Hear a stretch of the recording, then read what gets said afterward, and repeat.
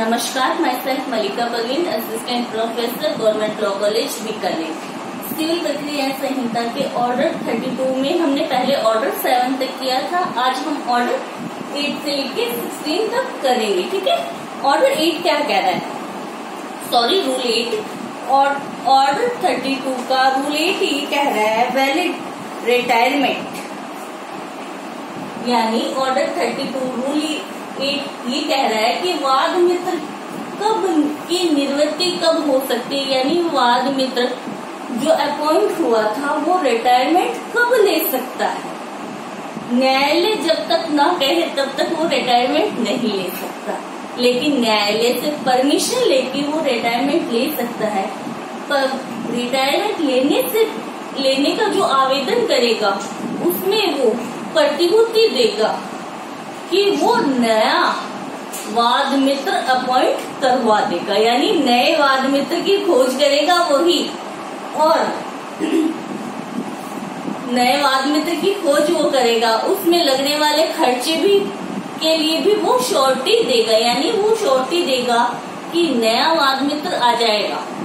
तब न्यायालय अगर उसकी श्योरिटी से संतुष्ट होता है तो न्यायालय उसको रिटायर कर सकता है। जब वो आवेदन करता है कि मुझे रिटायरमेंट चाहिए, तो वो उस आवेदन के साथ में एफिडेविट, शपथ पत्र लगा हुआ होना चाहिए कि जो नया अपॉइंट वाद मित्र जो अपॉइंट होगा उसका हित वादी के, जो माइनर वादी है, अवयस्क वादी है, उसके हितों के प्रतिकूल कोई हित नहीं रखता है। तब न्यायालय उसे रिटायर करेगा, अन्यथा उसे रिटायर नहीं करेगा। ठीक है, तो वो स्वयं रिटायर हो रहा है कि मुझे अब वाद मित्र के तौर पे नहीं रहना। ठीक है, वो आवेदन करेगा न्यायालय से, न्यायालय उससे श्योरिटी मांगेगा कि एक तो नया प्रतिभूति वाद मित्र आप ला के दो और इसके लिए प्रतिभूति भी दो कि जो खर्चे लगेंगे वो आप उसके लिए प्रतिभूति भी दो। ठीक है, नेक्स्ट आता है रूल 9। रूल 9 ये कह रहा है वाद मित्र को हटाया जाना। वाद मित्र रूल 8 में तो क्या रिटायर हो रहा है खुद ही, रूल 9 में उसको हटाया जा रहा है। क्यों हटाया जा रहा है? कि उसका हित माइनर वादी के प्रतिकूल हो गया है, यानी वादी और वाद मित्र दोनों के हित एडवर्स हो गए, हितों में टकराव हो गए या प्रतिकूल हित रखने लग गए। सेकंड आता है कि वाद मित्र अपना कर्तव्य पूर्ण नहीं कर रहा, अपनी ड्यूटी पूरा नहीं कर रहा, या वो वाद मित्र प्रतिवादी डिफेंडेंट से किसी प्रकार जुड़ गया है, यानी उसका डिफेंडेंट से कोई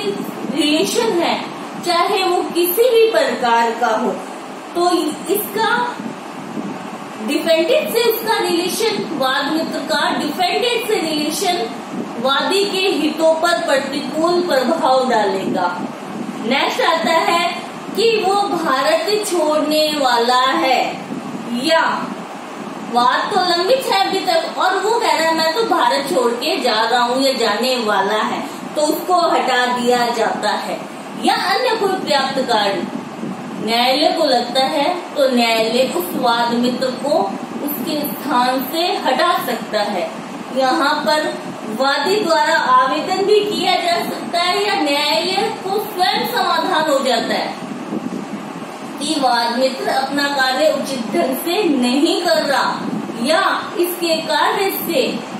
माइनर अवयस्क वादी के हितों पर प्रतिकूल प्रभाव पड़ रहा है, तो उसे हटाया जा सकता है। ठीक है, 8 में तो क्या रिटायर हो रहा है, 9 में हटाया जा रहा है न्यायालय के द्वारा, तो 10 में चाहे 8 में वो स्वयं हट गया, चाहे 9 में उसे हटा दिया गया है, तो उस वाद की कार्रवाइयां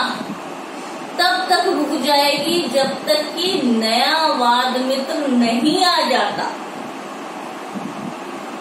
यानी जिस कोई ऐसा वाद जिसमें माइनर है, वादी माइनर है प्लेंटिफ, और उसकी ओर से वाद मित्र द्वारा चलाया जा रहा था आगे, तो उस वाद मित्र ने या तो क्या रिटायरमेंट ले लिया या न्यायालय ने उसे हटा दिया वहां से, तो क्या है, उस वाद की कार्रवाइयां रुक जाएगी। जब वो वाद मित्र हट गया या हटा दिया गया, उससे रुक जाएगी, और वो तब तक रुकी हुई रहेगी जब तक कि नया वाद मित्र अपॉइंट होके नहीं आ जाता। तो न्यायालय के सबसे पहले अवैध वादी के प्लीडर से कहेगी कि नया वाद मित्र अपॉइंट करो, नियुक्त करवाओ। अगर प्लीडर नियुक्त नहीं करवाता है, लोप करता है या आवेदन ही नहीं करता नए वाद मित्र के, तो न्यायालय स्वयं किसी अधिकारी को या किसी व्यक्ति को उस माइनर वादी के लिए वाद मित्र अपॉइंट कर सकती है। ठीक है, तो रूल 8, 9 और 10 ये तीनों वाद मित्र से संबंधित है। अब जो 9, 8, 9, 10 में 3 में जो कार्रवाई हुई वो रूल 11 में अकेले में ही हो जाएगी। कैसे होगी? रूल 8 में था वाद मित्र हट रहा है खुद, 9 में था हटाया जा रहा है, और 10 में था कार्रवाइयां रुकना। तो रूल 11 वादार्थ संरक्षक की निवृत्ति, यानी वो खुद रिटायरमेंट होना चाह रहा है या उसे हटाया जाता है या हटा दिया जाता है, तो कार्रवाइयां कब तक रुकेगी। ठीक है, तो इसमें आता है कि जब भी वादार्थ संरक्षक रिटायरमेंट होना चाहता है तो उसे आवेदन करना होगा, या जहां पर वो अपना कार्य सही कर्तव्य ड्यूटी अपनी नहीं निभाता या उसके हित माइनर अवैध प्रतिवादी के हितों के प्रतिकूल हो गए हैं या वो भारत छोड़ने वाला, वही सेम कंडीशन आती है जो रूल 9 में थी, वहाँ वाद मित्र के लिए थी और यहाँ रूल 11 में वादार्थ संरक्षक के, तो उसे या तो हट जाता है या हटा दिया जाता है। तो कार्रवाइयां तब तक रुकी हुई रहेगी जब तक कि नया वादार्थ संरक्षक अपॉइंट नहीं हो जाता है। रूल 12 व्यस्त होने पे कार्रवाई, वाद मित्र या वादार्थ संरक्षक जिस किसी भी वाद में है, तो जो माइनर थे, मान लो वादी माइनर था, प्लेंटिफ माइनर है, तो जैसे ही वो मेजर होगा तो उसे चुनाव करना होगा। रूल 12 में उसको चुनाव करना होगा, या तो क्या आगे चलाना चाहता है कार्रवाई को या बंद करना चाहता है वाद की कार्रवाई को, तो उसे किसी एक का चुनाव करना होगा कि वो वाद को आगे चलाना चाहता है या कार्रवाइयों को बंद करना चाहता है। तो जहां बंद करना चाहता है तो न्यायालय में आवेदन कर देगा कि मैं अब आगे नहीं चलाना, लेकिन जहां वो ये चुनाव करता है कि मुझे वाद को आगे चलाना है, वाद को आगे चलाना है, तो वो न्यायालय में आवेदन करेगा कि जो भी मेरा वाद मित्र था या मेरा वादार्थ वाद मित्र था, तो उसको हटा दो, जो मेरे नाम से वाद को आगे चला रहा था उसको वहां से हटा दिया जाए, और अब आगे कार्रवाइयों में मेरा नाम था, मैं ही आगे कार्रवाइयों को चलाऊंगा। तो इसके साथ में उसको ये भी कहना पड़ेगा कि जहां पर वो आवेदन करता है कि मैं आगे वाद को चलाना चाहूंगा, तो उसे आवेदन देना होगा कि उस वाद मित्र को अब हटा दो। इसके साथ में अगर कोई एक वाद ऐसा है जिसमें सिर्फ वो एक ही वादी था और कोई सहवादी नहीं थे, और वो ये कह देता है कि नहीं, मैं तो वाद को आगे चलाना ही नहीं चाहता, कार्रवाइयों को बंद करना चाहता हूँ, तो न्यायालय कहेगा जितना खर्चा प्रतिवादी का लगा है वो खर्चे आप न्यायालय में जमा करा दो, वाद खारिज कर दिया जाए। ठीक है, नेक्स्ट आता है इसमें, वैसे तो क्या है, जहां वाद मित्र अपॉइंट किया जाता है वहां न्यायालय कोई भी सिर्फ एक व्यक्ति भी आवेदन कर सकता है, यानी एक पक्षीय आवेदन किया जा सकता है कोई भी काम करने, चाहे वादी करे चाहे वाद मित्र करे, कोई दोनों में से कोई भी आवेदन कर सकता है। लेकिन जहां पर वाद मित्र को हटाकर अपने को स्थापित करना है, यानी वादी जब मेजर होता है तो उससे वाद मित्र को हटाना है और अपने को वहां प्रतिस्थापित करना है। तो ये ऐसा आवेदन एक पक्षीय कार्रवाई नहीं होगी उस आवेदन पे। वहां पर आवेदन करने पे न्यायालय वाद मित्र को उसकी सूचना देगा कि अब वो मेजर हो गया है, अब वो आपको हटाना चाहता है, यानी न्यायालय ऐसे आवेदन पे एक पक्षीय कार्रवाई नहीं करेगा। नेक्स्ट आता है कि सहवादी के व्यस्त होने पे, मान लो कोई वाद ऐसा है जिसमें 2, 3, 4 व्यक्ति A, B, C, D कई व्यक्ति वादी हैं, ठीक है। ये तो क्या थे, 3 तो क्या है मेजर है, 1 माइनर था। अब वो माइनर अगर वो माइनर अब मेजर होने पर उसको वही चुनाव तो करना पड़ेगा कि वो वाद को आगे चलाना चाहता है या नहीं चलाना चाहता। तो जहाँ पे कई सहवादी थे और उस सहवादियों में से कोई एक वादी जो माइनर था वो मेजर हो गया, तो जैसे ही वो कहेगा, चुनाव करेगा कि मैं वाद को आगे नहीं चलाना चाहता, तो न्यायालय क्या करेगा, उसके पार्ट तक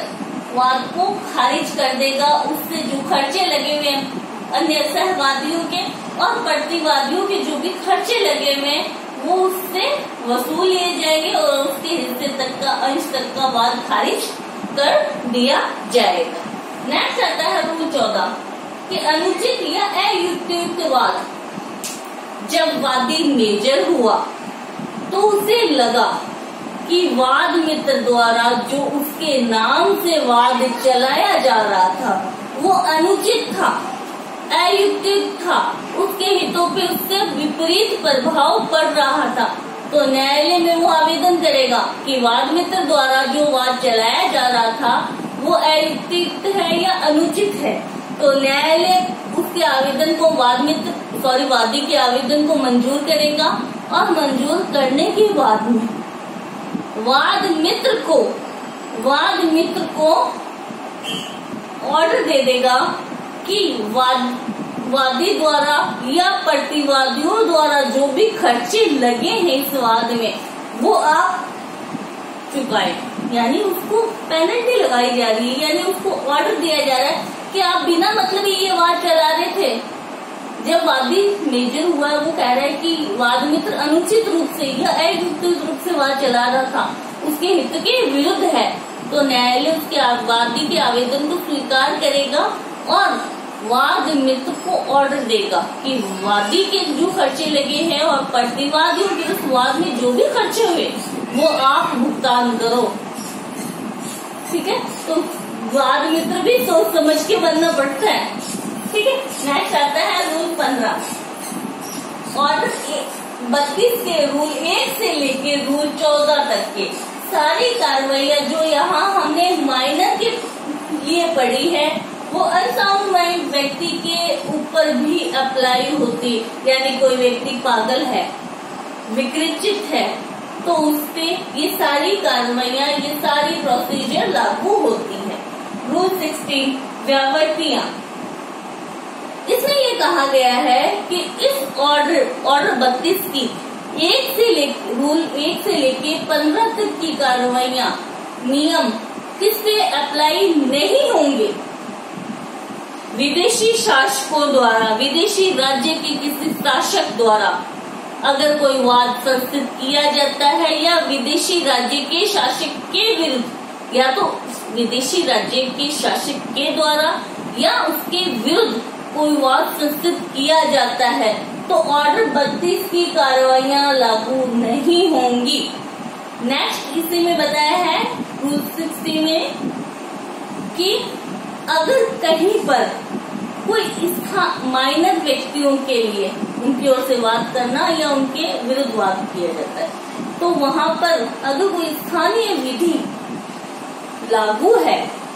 तो वहां सिविल प्रक्रिया संहिता का ऑर्डर 32 ओवर रूल नहीं करेगा, यानी अधिभावी कौन सी विधि रहेगी, स्थानीय विधि अधिभावी रहेगी। तो ये ऑर्डर 32 था। आई होप समझ आया होगा। Thank you so much.